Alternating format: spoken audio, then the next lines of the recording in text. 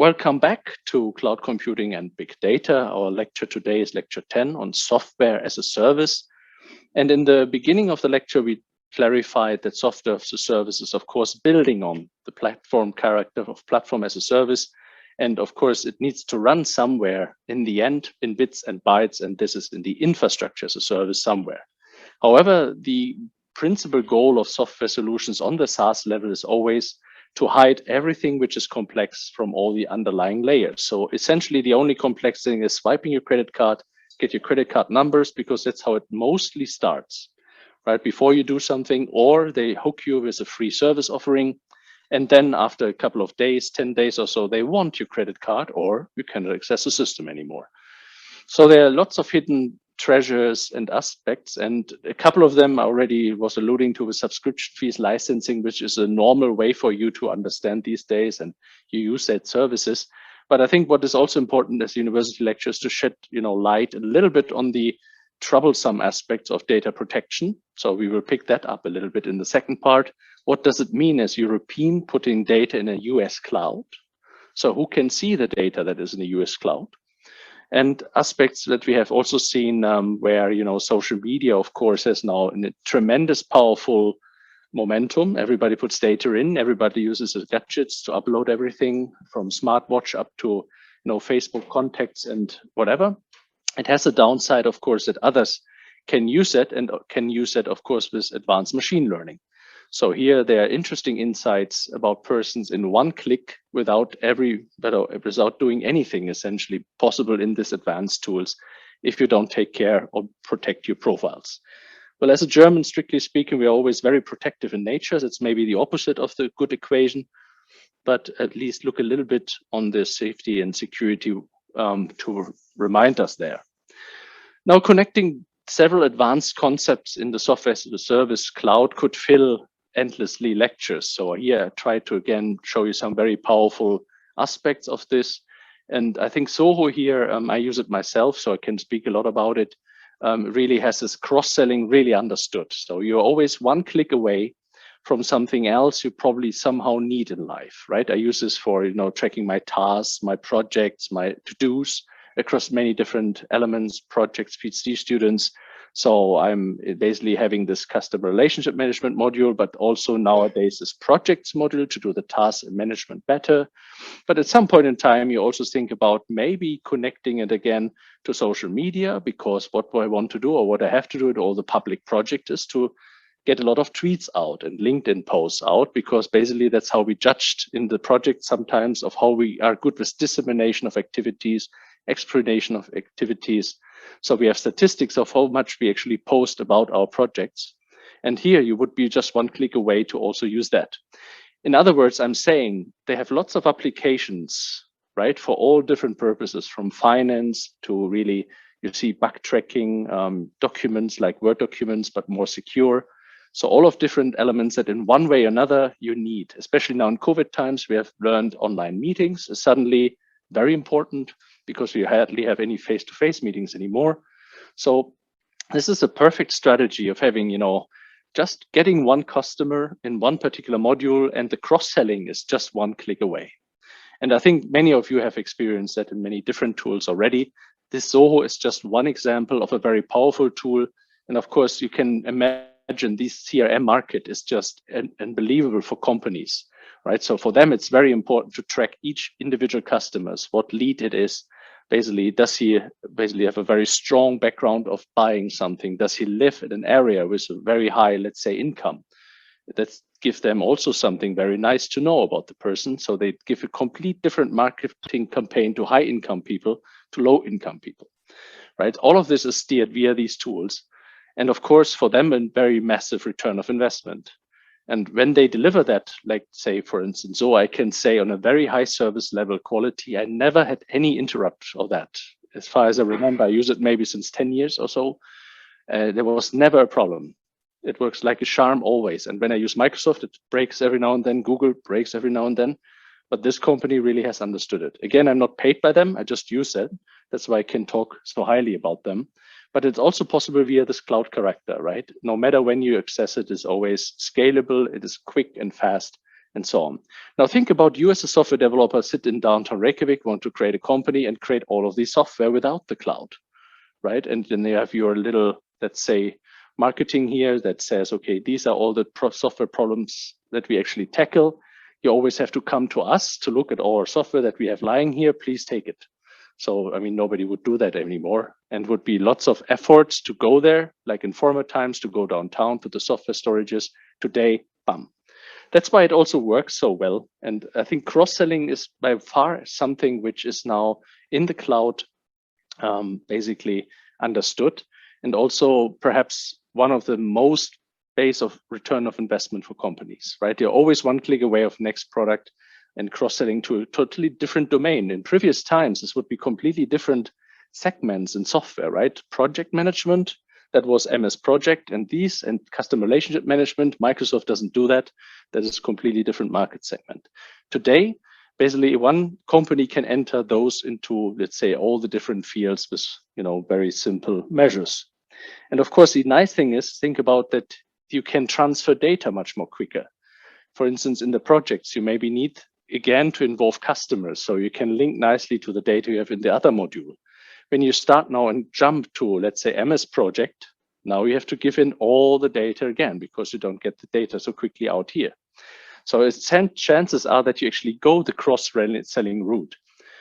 And of course, here during COVID-19 pandemic, thinking about this now is, of course, an order of magnitudes of scale. Suddenly, everything we had in face-to-face meeting was dead. Conference organizers went bankrupt, but suddenly Zoho, Zoom, and all these solutions for online, this was suddenly booming, and you can connect simply. So they're integrated with these tools. You say, customer, I want to do a Zoom session, done. So they can react quickly to what's happening also outside, which was also in previous times not possible. Good. So another point I wanted to pinpoint is this cloud security. And for some of you that don't know it, we have here also 2 cybersecurity courses coming up. I'm not the expert in that, so say it up front.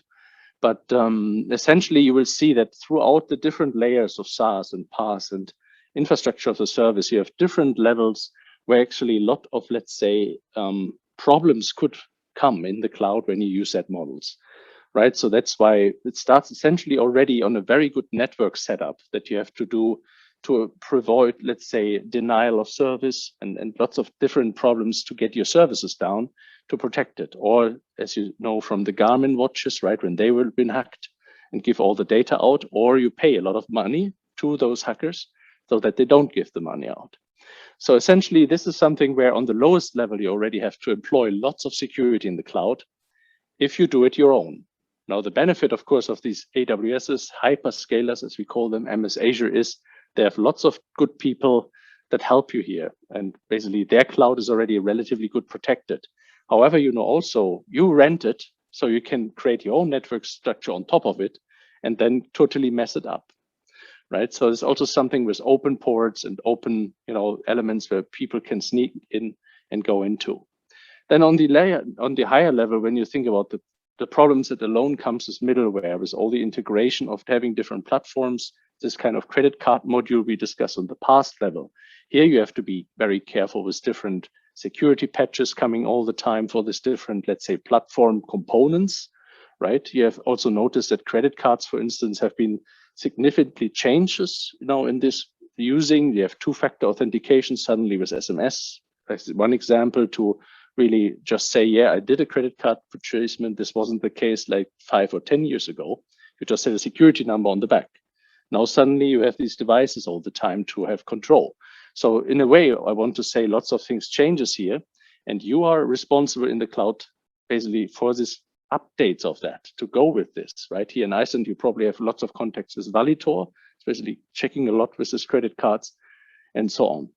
And then on the end of the scale, when it comes again to these applications, of course, everything is nicely connected to the web, but this makes it also really easy accessible for others. When you want to publish something very quickly with one push on social media, you have seen this in the video, like having let out 1,000 SMS with one click. Maybe you just drag and drop the wrong text of many different customers and their addresses and hit push and so basically what I wanted to say is lots of usability also enables you today to do lots of errors quickly. versus automated tools in the cloud. And with this, you have different measures on different layers, and it's not really me to talk about this. That's why basically we keep it here on the relatively easy level, but think about it that this, of course, integrates what we have all in software engineering and all in software and computer science in general in terms of IT problems, because you're all the stacks, right? In the end, we share here basically all the problems that we have in cybersecurity. And here goes the, the recommendation maybe to think about the cybersecurity course. It would be a Fulbright professor teaching it, I think next semester. And one from Sindis is teaching another cybersecurity course. If you're interested in these topics, this is of course very important, and it strikes a little bit also to law topics. I will come to this also in a moment. And here it is. So in a sense, we have this national boundaries of law, which is very funny because the online doesn't exist, this law in a way, right? So I'm always one click in US. You know that all when you do US, basically Google Cloud Elements or Google Docs or whatever you do, Amazon, maybe some of you put your data in a zone that is not protected by legal rights, right? This is something what people don't realize. Often when they do, let's say, upload of their all health trackers, maybe let's say from Garmin, but the server is actually in US. But you said yes, and you think GDPR will help you, but GDPR is only in the EU, right? So US companies, of course, I wouldn't say they don't care, but here and there they cannot make made liable on this. So at least in Europe, we have a protection umbrella for this called the General Data Protection Regulation. I think almost all of you have heard from it, I hope. Who has not heard from GDPR? Good. Yeah, so you have to give your consent for everything, especially in medical situations, right? So this is something which at least helps us in the EU and the EEA states, basically Norway, Iceland, and so on. And this is an important consideration, but the problem that we have in the internet is we are not really just Europe, right? And we are international. So when you have suddenly a service somewhere in Africa, build it up, you don't even see that. You have a website, you subscribe to your credit card, you give your credit card information, they have it, and it's hosted somewhere in Africa, and suddenly it turns out, oh, this hosted site is basically done by people that just wanted to have your credit card information.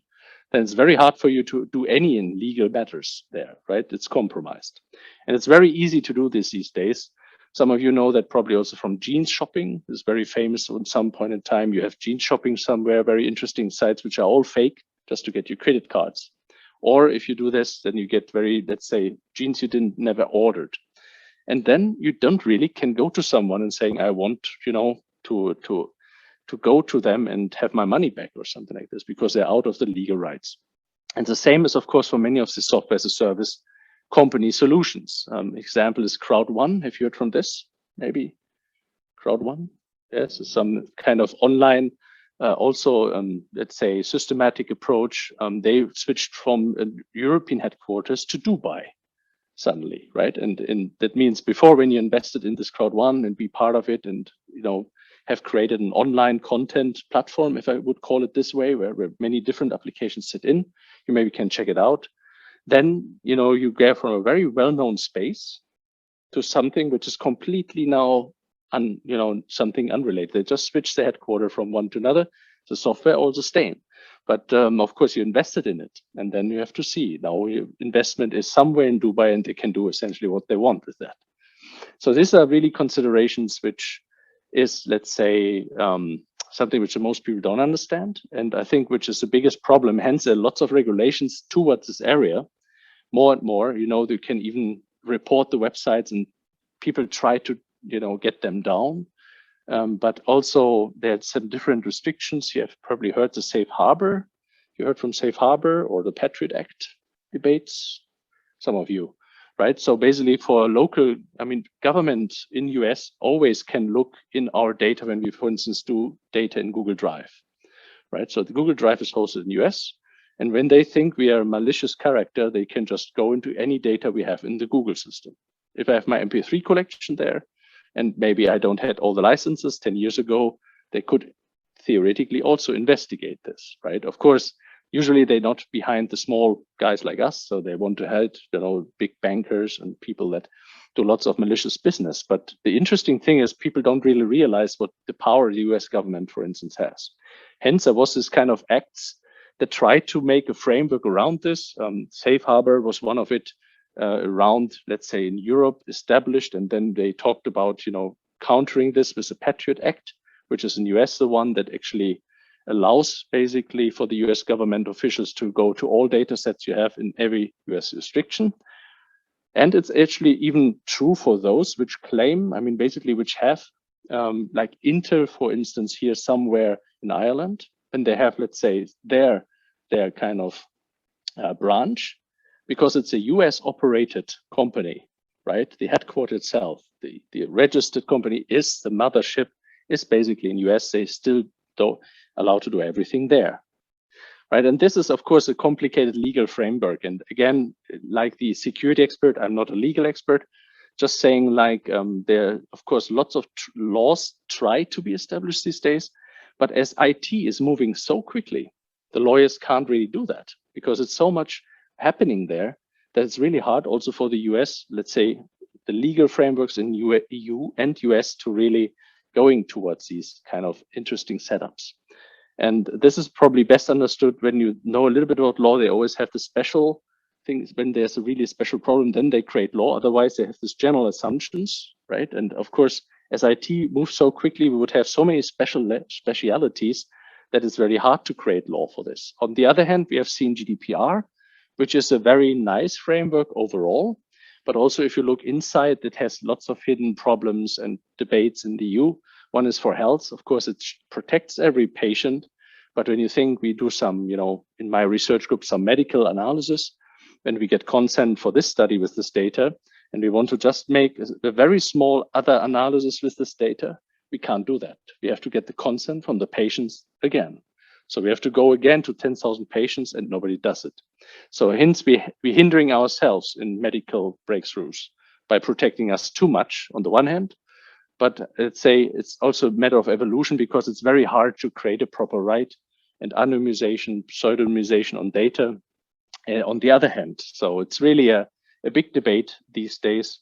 And I think the positive news is that it's at least awareness out there that cybersecurity, these legal frameworks need to be elaborated, that they basically become more and more into practice. Good. So advanced collaboration features. I think now we get more in the field where these things are pretty much known by you, but also think about always when I show this, why is it possible in the cloud and not anymore with traditional software, right? We had before. So today you have just a chat with all your people here in Zoho. I can have, a chat with every other one registered in Zoho. And it's just in, something like Slack, really interactive. Now, to do this with traditional software would be not even really possible, and you don't have a channel to this. In a way, this was starting with World of Warcraft, that people really interconnected, maybe in games for the first time and so on.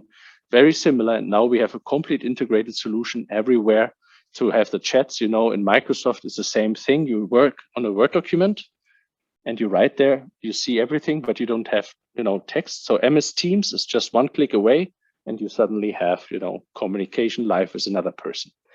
And of course, this is a complete different software, right? MS Teams versus Microsoft Word. But now it's basically through the cloud, easy contactable, easy integratable. And in this sense, it's just advanced collaboration features which are possible via the cloud computing, just basically things you hopefully use every now and then also already in the course.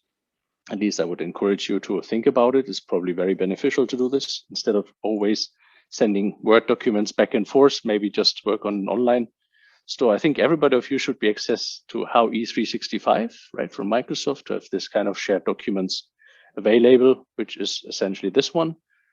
Are you using this right now, basically already for your assignments and stuff like this, or not? Just a question. So I think some of you should really explore this, especially if you do Teams.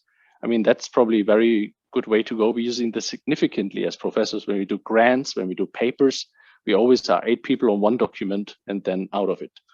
So that's really much more, let's say, advanced than sending a Word document back and forth and so on in emails.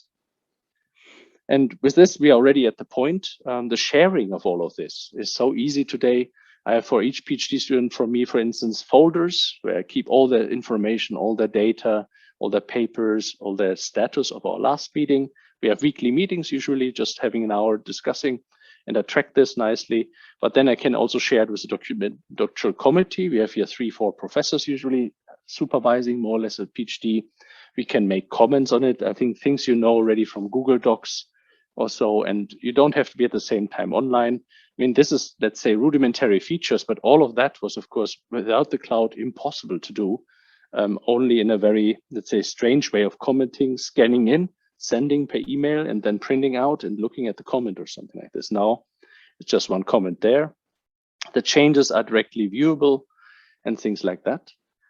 Then the workspace solutions, you have seen this already when you do Google Colab, right? Google Colab, of course, behind the scene is directly connected to Google Drive, where you store your Jupyter notebooks for this Google Colabs. So it is smartly integrated really all in one solution. And then from Gmail, you can make this G Drive, connections. You have this kind of suite. And of course, Google is a very good example because they now really have a very big, suite of all of different software as a service components from spreadsheets and so on. And of course, also the kind of the mainstream aspects, storage, and then again, mail. I think we know both. Who has a Gmail? Probably almost all, right? Which is interesting. However, in the second part of the lecture, also told you this is also in a way a problem, right? We're going to a world that Google and these big companies like Facebook have more power than governments, right? They have more data than governments. They know almost everything about people. And this Google flu that I had in the beginning, now where they can basically do statistics while the government needs 3-4 days, Google just can do this with one click over the data centers and get statistics out. Even with Google flu, it was a bit biased, right? With the different calls and search engine, something maybe not for medical purposes. It was one of our earlier lectures when I showed about data analytics a bit. But in the end, they're getting more and more powerful. Google Maps, they have even this Zoom and other projects where they can create wireless infrastructure in one day, anywhere on Earth, right? This is even for a government unthinkable, maybe even for the US to do that. So they basically going to a world where there's almost no competition anymore, essentially, right? Now, of course, these days everything is friendly and harmless, but we could run into a world where it's not the extreme like Terminator, right? Where this, one big thing takes over. But it's something to observe, and government actually observe that heavily these days. And for instance, we are in the Helmholtz Society in Germany. It's a big research landscape, not anymore allowed officially to use Google Docs, right? Just to block them as much as we can, because they get in control over everything in the world. And the only ones which are not controllable are basically the academic groups. And we try to preserve their, let's say, to go to a, let's say, counter movement. The trouble is, to tell you as honestly as a scientist, you don't find these products better somewhere. They're just the best products, right? If you work on Google Docs and then compare it, for instance, to MS, to Microsoft and this online solution, you still see problems. If you edit the same parts of a Word document, it's not really like Google look and feel. If you have the integration in machine learning in this, Google is just very far. And with this comes the risk. And actually Facebook and the ones that now captures the stars, that also Elon Musk and those, you see that already with this Drive or Richard Branson, right? So the private companies get to a power, which was 20 years ago, just power with the government to send someone to space. Now Richard Branson has a hotel almost soon in the space, right? And Elon Musk is sending rockets and so on. So it's something to carefully observe, as I said. However, it gives us, of course, very nice opportunities also. When you think about here, the ad business, we will actually look into this in lecture 14 a little bit more. AdSense, AdWords. I don't know, have you used that so far? For web pages, getting monetization, getting money back. Yeah, and YouTube actually is also part of it. I will talk about how that works basically. And as of course, for us, also something nice, right? I create a website, I get actually revenues from it, although I don't do anything with it. I just put content on it. It's called AdWords and AdSense, where there's little marketing blocks are always in, right? And they were automatically then put to my keywords. It's quite a nice way if you have really lots of content, like, always driving in the highlands here in Iceland, making lots of pictures, maybe chances are people looked at a lot. and then I can make revenues. So for us as users, be embracing this, right? That Google has these different services. And of course, that's where they also make hell of a lot of money out of this ad business, where we always think Google does everything for free. No, that's not the case. If you do AdWords, AdSense, there's a big market behind this marketing and so on, where you see here the ad from Coffee Tower in downtown or Tea and Coffee. Of course, you have to pay to be the first one in your search, right? Before Reykjavik Roasters or so, which are not, let's say, ads. And we talk about this more in lecture 14. And also this segment, this is just possible via cloud computing these days, right? In former times, they painted big banners, went downtown and put them there. Now you have marketing, very flexible, online, etc. Another interesting example that I want to pick in the advanced concepts of SaaS is now niche markets. Now think about, you have a very specialized products, and one is, for instance, here with Conga. This is a very legal-oriented contract management software where, you would never think that this is something which you put in downtown Reykjavik in a store with a big thing and buy me. Yeah, these are just a couple of lawyers, maybe in a month, that would even consider that. So here we have the interesting example again of a niche product, which would have it very difficult if you have this local traditional software environment, maybe even in one country only.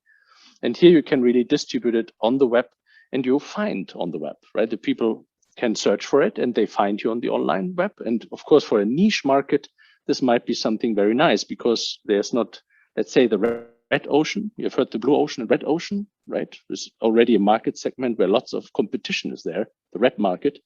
That's why you should be always in the blue market, which is a little bit, let's say, not so many solutions yet in marketing. And in the end, meaning you have a very high chance with a niche market today online. If you have a very cool idea, then basically the chances are that with cloud computing now, you can really do a hell of a lot of things. And that's where also lots of profit goes, because the search will directly link to you. You have almost no competition. Of course, finding these services, that is so rare, and so it is not so easy. But you can also see, and I will show you this with AdSense and AdWords. You can see and leverage the Google infrastructure to see what are people searching for. So you can steer your content on the site to a specific part of subjects and kind of elements to be found. And of course, it's all about the wording. You can just mixing these words up and nobody finds you, or you basically have almost similar words and everybody finds you. Funny enough. Another one, there's a very, very special clientele are engineers. Yeah, that is software solutions, which is also not mainstream. You basically normally would never consider this. Let's say crash tests here in Reykjavik downtown. How many would actually look into these kind of crash test simulations? You would say having a software store for that would be probably not good. So very individual users like Altair here. And these are basically having very special needs. But again, when you have a niche product, like basically this factory program that you can enroll to from AWS, you can make a partner basically in saying you basically are just providing me the infrastructure, Amazon, and I have this very specialized product portfolio on top as a SaaS solution, like the CID, which is a very big field, very big marketing, but only for engineers. So in a way, a big market segment in a very niche market, thinking about the whole products of software. But still, they have the same problems. Of course, they have to scale with the number of users. Just another example. Also that you nicely see that, of course, on the infrastructure, lots of different things can be built, which are maybe not Amazon, right? Of course, then another product takes just over this. Then here, a little bit looking what Advania is doing together with UberCloud, also to get a local aspect of this. UberCloud is another one, which is a little bit more, let's say, engineering, scientifically oriented, and medical solutions are there as well. ANSYS is, for instance, a very known fluid dynamics suite for aircraft engineering. It's a very, very specialized field. But ANSYS is there, let's say, the de facto standard of having, turbines, or understood how basically air wings should be created and so forth. And of course, this is more relevant for Siemens, it's relevant for MATLAB libraries. COMSOL OpenFOAM is a very big library package for CFD, for computational fluid dynamics. In a way, it's something I teach more in the HPC course, which is more physics driven and so on. And the interesting thing is here also, it connects nicely with one of our next lectures coming up. This is container management again. So you also don't have to set up again ANSYS and all this specified special solutions. It's already in a container in this Uber cloud, and then you can basically use it. With the container in lecture 12, we learned some interesting thing. We can fight against the vector lock, right? So the container solutions are usually provided on all different clouds, so we can still move away relatively easy to another cloud. But we'll talk about this much more in lecture 12.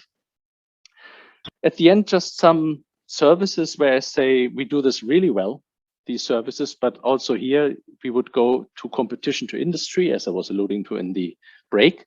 So in a way, we should not do it too perfectly as scientists and researchers, because there's an open market for these services, right? But of course, for us as researchers, we still need them. We require them. You know, data dropped somewhere like S3.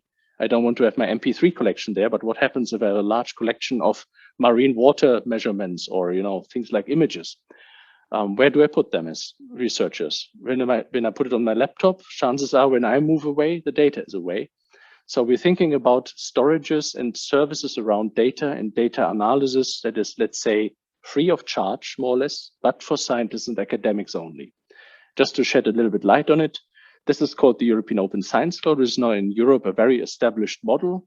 We are part of a project here in Iceland called EOS Nordic, basically together with Finland and the Nordic states. We have always a very, let's say, close collaboration. And what they embrace is, of course, this open data sharing, because us as scientists, when we generate knowledge, of course, it should be for the society, which is completely different. You know, Decode is quite the opposite, in fact, right? They have their data silos in the company down in the cellar. There's nothing open. Even the employees actually have to go there to work on the data, basically, right? So this is the opposite. But for us as public researchers here, we basically expose our data. We give our data away. We have to link it at publications to be accepted. And there are different services for doing this. And there's certain pressure that now also the governments do on this. It's called the FAIR initiative. Have you heard from FAIR? Maybe, yeah, some of you know the FAIR initiative. FAIR means for findable, accessible, interoperable, and reusable of data sets, so that people can basically work again with previous scientific results and build on top of that. Also, this was not possible 10 years ago. You have a paper, you have to reproduce the results of the paper. Maybe it's very hard to do if you don't have the right data set. And here it's really embraced that we all have this access, at least to this data.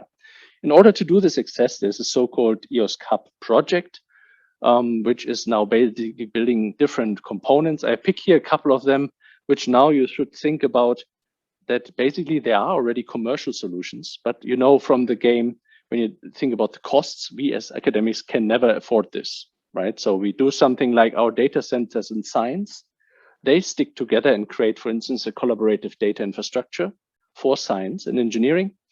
And essentially there we can freely exchange the data and work on it with different services. Of course, there are solutions already like, you know, existing in public clouds, but here it's basically a suite which is mimicking the same services, so to speak, but then really free of charge for us. And one of it is, for instance, this B2Find service. It's very essential because we have so-called metadata to all scientific data sets. Whatever we do, we usually put metadata alongside it to describe it. And B2Find has a metadata harvesting protocol engine. So it goes through all the metadata and basically indexes this and looks at, and you can register all your different archives at this B2Find to be found. So when I search for a very specific fish, maybe I do research in a very specific fish area, I can use B2Find and see who is actually do salmon research, right? And see data sets for free around Europe, basically there, and I can simply download it. So finding is, of course, very important.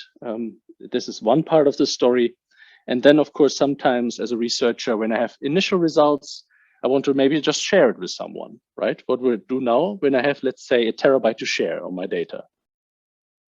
It's very hard to, let's say, just put it on a USB stick and say, here, please have a look, right? So what you do is you drop it, B2Drop, and someone from you knows Dropbox, maybe? That is a commercial equivalent, right? The similar thing like Dropbox, just do me a presentation or let's say do some data there. I drop it and then he can look at it, just temporary maybe and so on. So I can lots of exchange with this B2 drop, essentially this, and it's secure across the scientists. And I don't have to think about space. Now B2 share goes one step more towards publications, as we call that. B2 share is something which is a, let's say, B2 drop on steroids, because it's actually directly getting a persistent identifier. That means this document will be always referenceable in the web. It's a little bit like the handle system from the internet based on that no matter where I physically store this data, with this PID, I always know which data it is. That's a bit more elaborate technically to go into this, but that means I can put the PID in a paper for us, very important as researchers, and I've done this many times. And with this PID, no matter where it is physically located, I always know which data set it is. It's a very interesting service. Then the B2 Safe, which is essentially a replication, things you know from HDFS, right? When I'm a researcher, very unique data set, I want to replicate my knowledge. So you can go on these problems, and you see, I don't have here yellow blocks. It's just, these services by now in the industry, just to show you that, of course, for science and engineering, we have thought about these things also. Let's say the transfer of data, for instance, to different HPC and data centers is also very important. And there's always solutions for it that basically allow us to exchange data, at least through all these different, let's say, partners. Here's an example of the Nordic partners, but also trainings, how you do fair data sharing and so on are shared, not only the data, but also the modus operandi. Right, just the final slide, so to speak, reflections on all what we discussed. Thinking about, you always need to be online, obviously. You cannot work in a plane anymore without being online. It's in 10 years ago, that was unspeakable. Now you always have, even in a plane, internet connection to work. Otherwise, you can't work. So it's interesting. So then the kind of software as a substitute is something which is very problematic. It's always a black box for us what happens in the software. You never know what happens when you put in your credit card, right? What they will do with it, what they will check, for what they will use it. Maybe they directly transfer it to some other company or some other country, maybe even with a different jurisdiction. So there's lots of need for this SAAS data escrow and the protecting data aspects from the legal perspective. What about, tomorrow your Zoho gets bankrupt, it has all your information. Who owns the data? Do you get it back? Or basically who takes care that the data is maybe completely, crippled away, or all my addresses will land in the internet? So these are things which are not really at all clarified, right? This is really something where we have to do much more. And I brought you a very short summary of EOS to understand a bit the bigger picture. And if you stay in the academic world, I think chances are that you will use those services in the future. It's really driven by the European Commission and will be more and more forced, I think, on every Open Science Cloud, explained by the ZBW Leibniz Information Center for Economics. Amy is a biologist. For her current project on crowd behavior of bees and air quality, huge amounts of research data, such as measurements, already exist. But finding the relevant parts isn't easy. They're stored in different data centers all over Europe. For each of them, Amy needs a new user account and login. Each user interface is different too, and so are the keywords. It's a tedious and inefficient process. That's why the European Commission has decided to improve it by virtually connecting the data centers in Europe. The solution is called the European Open Science Cloud, short EOSC. From a single point of access, it allows millions of scientists to research all data centers at once, just like it's long been common practice with literature. Amy's excited. She can't wait to use the Open Science Cloud. But until 2020, when it's planned to be ready, some essential questions need to be answered. Who navigates its creation? A legal entity? A limited company? What is the business model to finance the EOSC in the long term? Which technical standards will be used for metadata, data exchange, and for security? To answer these and many other questions, the European Commission is appointing a number of expert bodies and will allocate a budget of 6.7 billion euros. It's a big chance for libraries, computing centers, scientists, and policymakers to shape, develop, participate, and maintain the European Open Science Cloud. The ZBW Leibniz Information Center for Economics takes part in the digitization of science and supports the process. Easier access to research data not only facilitates the work of scientists like Amy, it also makes quality assurance more transparent and helps to save costs. Unnecessary duplication of data collection can be avoided. You too can help to improve the daily work of Amy and all the other scientists, which is so important. Let's take part in this journey towards open science in Europe. More information on www.zbw.eu/en/science-policy. Okay, I think we have seen enough. That's all I wanted to leave here today on the table for you. Just a couple of references and basically, as usual, acknowledgements to my team.